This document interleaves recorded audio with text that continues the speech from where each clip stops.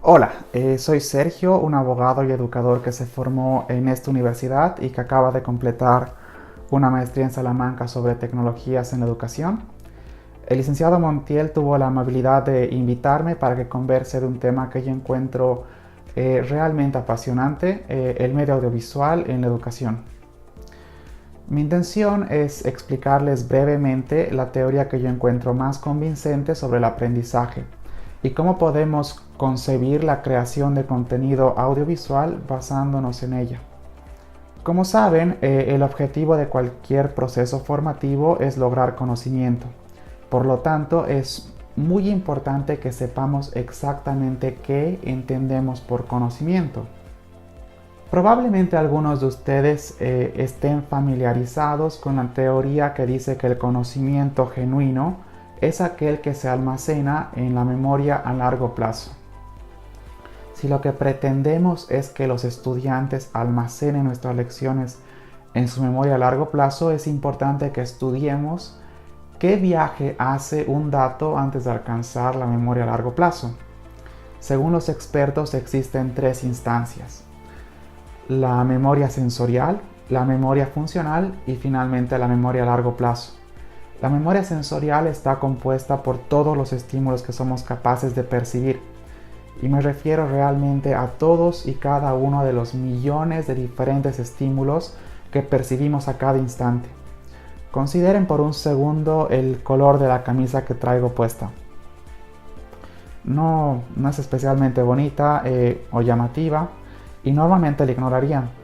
A pesar de que ustedes son capaces de percibirla, o que fueron capaces de percibirla, no destinaron ni una pequeña fracción de su concentración hacia ella. E hicieron muy bien, porque la concentración es un recurso limitado y no podemos desperdiciarlo en trivialidades como el color de mi camisa. Si fuésemos conscientes de todos los estímulos que somos capaces de percibir, quedaríamos abrumados y jamás podríamos procesar ninguna cantidad relevante de datos.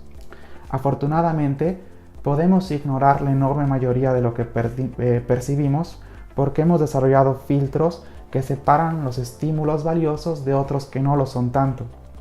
Concentrarse solamente en estímulos valiosos e ignorar los triviales es lo que hace muy bien la gente con mayor capacidad de concentración. Un tópico sumamente interesante para el que lamentablemente no tengo tiempo son los defectos en los filtros que impiden a algunas personas enfocar su atención en la porción más útil de los estímulos que perciben. Seguro recuerdan o conocen a algún estudiante o compañero que no puede evitar distraerse incluso en la más entretenida de sus clases. Es posible que esta persona tenga un problema asociado a la atención. Quizá en otra oportunidad pueda conversar con ustedes sobre este tema, pero por ahora nos toca hablar de otra cosa. Bien, tenemos la memoria sensorial alojando una vastedad inabarcable de estímulos. Por debajo tenemos un filtro que cierne los estímulos que notaremos de los estímulos que ignoraremos. Ese filtro es la atención, y lo que trasciende del filtro es lo que llamamos memoria funcional, que es el conjunto de estímulos de los que somos conscientes. Me refiero a esa pequeña fracción de estímulos que podemos notar conscientemente. Por ejemplo, en este momento ustedes probablemente sean conscientes de mi voz y de la imagen en la pantalla. Quizá algún otro estímulo ocupe el resto de la atención que tienen disponible, como una mancha o un pensamiento ligero o una planificación de un viaje o algo parecido.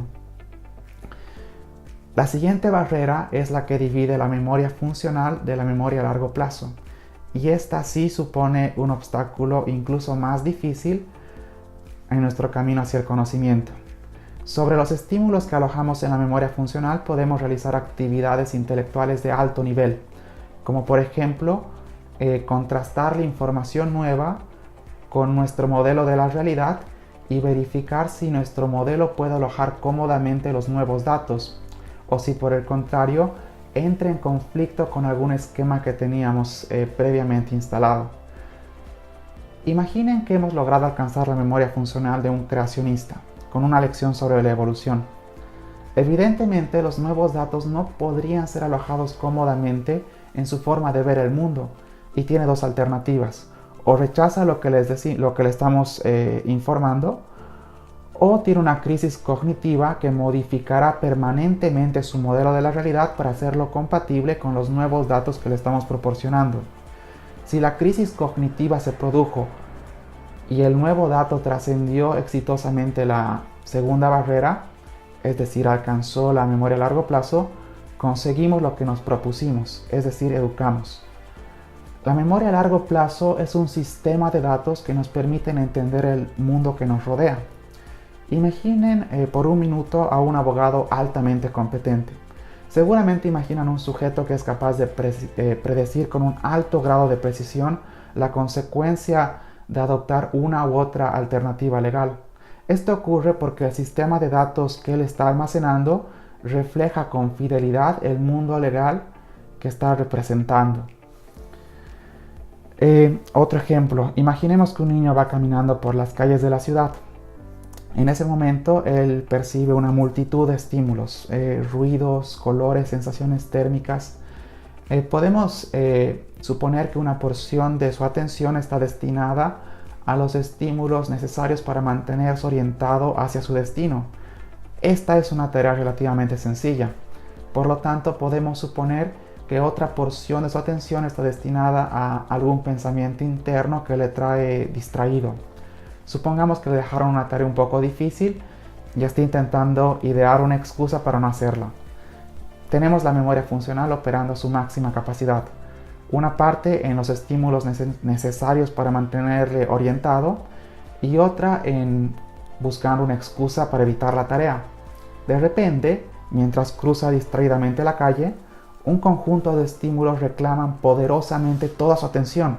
Se trata de un vehículo que se aproxima rápidamente hacia él, y si no hace algo en los próximos segundos sufrirá un impacto. Rápidamente el niño da un brinco hacia atrás y evita la colisión. El vehículo pasa y se aleja sin dejar otra cosa que un gran susto.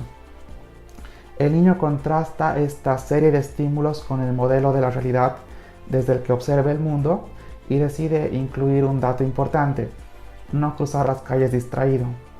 Este niño tuvo una experiencia de aprendizaje que derivó en un nuevo dato alojado en su memoria a largo plazo.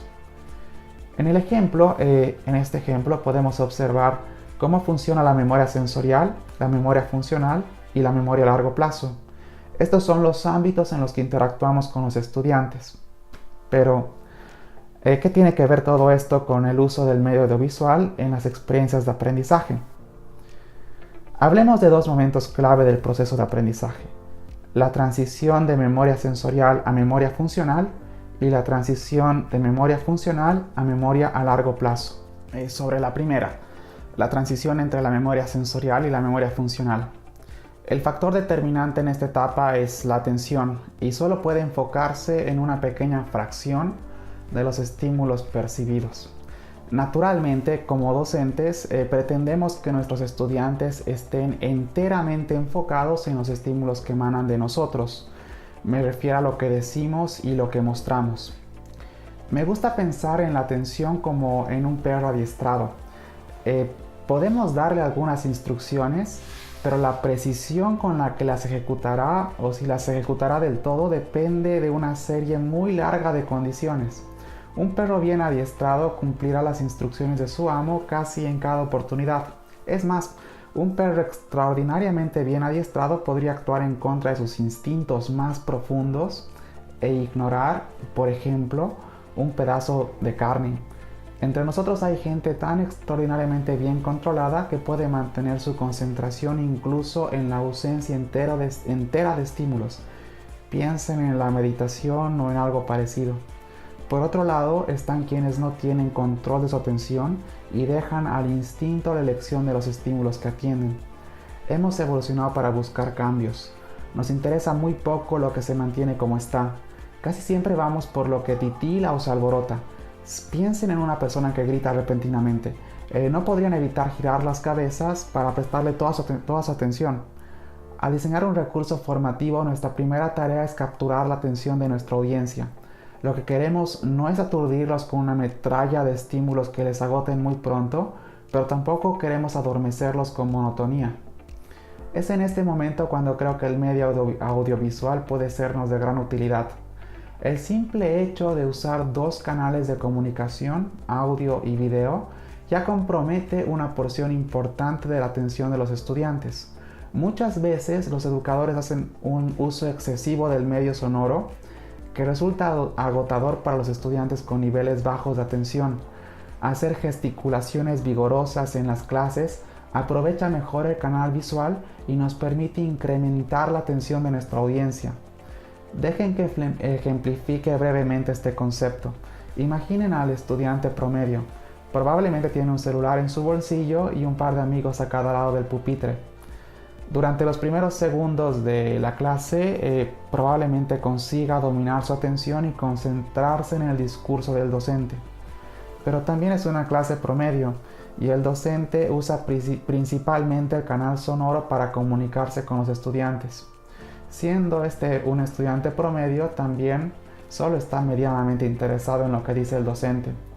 Pronto siente que su celular repica y finalmente el agotamiento le vence. Toma el celular, quiebra la atención y la clase se derrumba para él.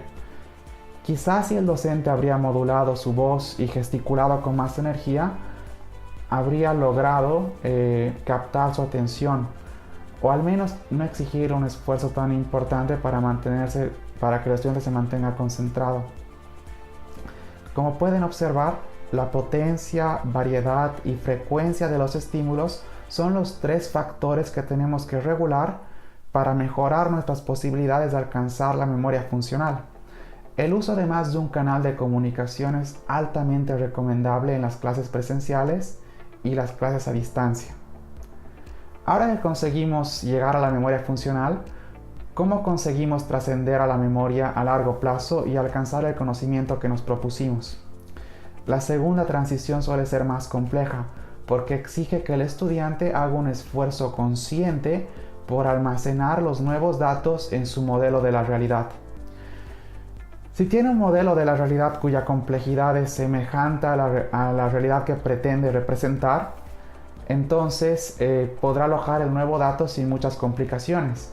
Por el contrario, si el nuevo dato entra en conflicto con los datos previamente instalados en su memoria a largo plazo, se producirá una crisis que le obligará a modificar el modelo de la realidad por otro en el que sea posible acomodar los nuevos datos. El modelo de la realidad de cada estudiante es el sistema de datos que almacena en su memoria a largo plazo. Conservar los datos allí supone un gasto energético tremendo para cualquiera que los almacene. Por lo tanto, no está allí como un simple adorno. Se conservan allí porque tienen un propósito importante: ayudar al sujeto a entender la realidad que le rodea. El educador debe convencer al estudiante de la utilidad de los datos que enseña para que el estudiante haga la inversión enorme que supone introducir la nueva información a su modelo de la realidad. El medio audiovisual ofrece ventajas para lograr que nuestros argumentos sean más convincentes. A menudo es posible representar gráficamente el sistema de datos que pretendemos enseñar, de tal modo que no sea una simple serie de datos sueltos, sino que sea posible ver las relaciones y la dinámica de los datos que enseñamos, cómo interactúan entre ellos. Hacerlo así facilitaría el trabajo de los estudiantes de contrastar los nuevos datos con los que tienen almacenados en su memoria a largo plazo y, como consecuencia, haría más sencillo el tránsito por la segunda barrera, hacia la memoria a largo plazo. En síntesis, sugerimos que los diseñadores de experiencias formativas aprovechen la mayor cantidad de canales de comunicación disponibles. Si cuentan con audio y video, asegúrense de utilizar ambos de la forma más extensiva posible. Es deseable que los estímulos emitidos sean potentes, variados y frecuentes. En el canal sonoro, una voz fuerte, bien modulada, con un ritmo veloz pero comprensible, han probado ser eficaces a la hora de comandar la atención de la audiencia. Por otro lado, cuando se trata de superar la barrera que divide la memoria funcional de la memoria a largo plazo, representar gráficamente los conceptos puede ayudarnos a que los estudiantes visualicen las interacciones y las dinámicas que existen entre ellos. y de ese modo que sea más fácil para ellos hacer el contraste entre los nuevos datos que reciben y el modelo de la realidad que tienen almacenada en su memoria a largo plazo. Bien, prácticamente es eso lo que quería compartir con ustedes. Si tienen cualquier pregunta, espero que sí, voy a estar disponible para responderla ahora mismo.